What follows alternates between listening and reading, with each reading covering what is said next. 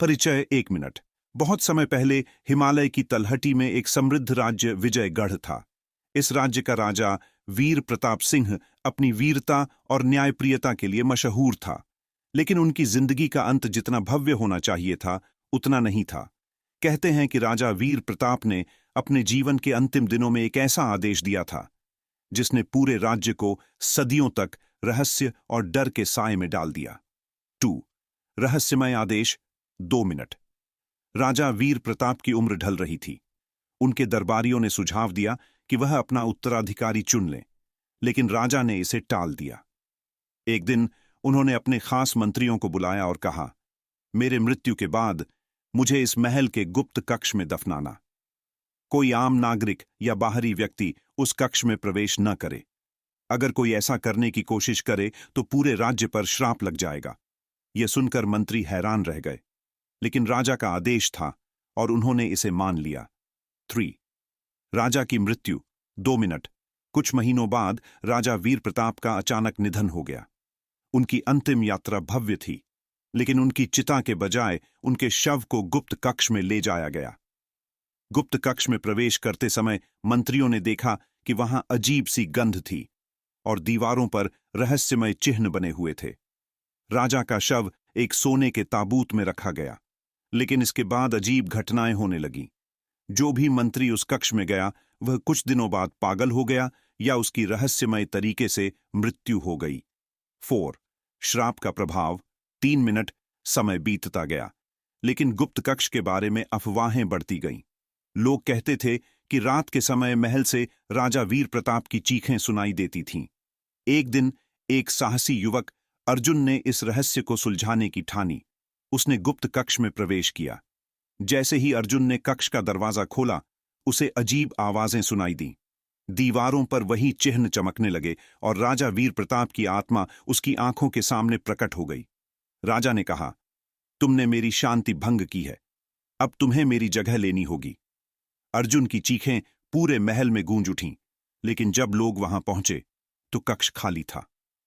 5 रहस्य का खुलासा और अंत 2 मिनट। आज भी विजयगढ़ का वह गुप्त कक्ष बंद है। लोग कहते हैं कि जो भी उस कक्ष में गया वह वापस नहीं लौटा। कहानी का अंत सवालों से भरा है। क्या राजा वीर प्रताप वास्तव में श्रापित थे? क्या अर्जुन की मौत एक दुर्घटना थी या वह भी श्राप का शिकार हुआ? और सबसे बड़ा सवाल, राजा ने ऐसा रहस्यमय आदेश क्यों दिया? राजा वीर प्रताप और उनके गुप्त कक्ष का रहस्य अब भी अंधेरे में है। गुप्त कक्ष का निर्माण और रहस्यमय चिन्ह। राजा ने अपने किले के नीचे एक गुप्त कक्ष का निर्माण करवाया। यह कक्ष न तो किसी नक्शे में था और न ही किसी को इसका स्थान पता था। कहते हैं राजा ने इस कक्ष में रहने वाले अजीबोगरीब लोगों से संपर्क किया। ये लोग तांत्रिक और साधु महात्मा थे जो अंधकारमय शक्तियों का अभ्यास करते थे। एक बार राजा ने अपने विश्वासपात्र मंत्री आचार्य चंद्रभान को बुलाया और कहा, यह कक्ष केवल मेरे लिए है। मेरी मृत्यु के बाद मुझे यहीं दफनाना, लेकिन ध्यान रहे इस कक्ष में कोई बाहरी व्यक्ति प्रवेश न करे। चंद्रभान इस आदेश से भयभीत हो गए, क्योंकि उन्हें उस कक्ष के अंदर अजीब गतिविधियों का आभास होता था। 3 राजा का बदलता स्वभाव। राजा के आदेश और स्वभाव में धीरे धीरे बदलाव आने लगा। वह दरबार में कम आते और अधिकतर समय गुप्त कक्ष में बिताते। उनके चेहरे पर चिंता की लकीरें गहरी होती जा रही थीं। लोगों में अजीब अजीब चर्चाएं शुरू हो गईं। राजा ने अपनी आत्मा किसी दुष्ट शक्ति को बेच दी है। गुप्त कक्ष में कोई ऐसा राज छुपा है जो पूरे राज्य को खतरे में डाल सकता है। एक रात एक सैनिक ने देखा कि राजा के कमरे से रोशनी के साथ अजीब आवाजें आ रही हैं। जब उसने झांक कर देखा तो कमरे में सिर्फ अंधेरा और धुआं था। एक दिन अचानक राजा वीर प्रताप का निधन हो गया। उनकी मृत्यु का कारण अज्ञात था। उनका चेहरा डर से विकृत था, मानो उनकी आत्मा ने कष्ट झेला हो। मंत्रियों ने राजा की अंतिम इच्छा के अनुसार उन्हें गुप्त कक्ष में दफना दिया।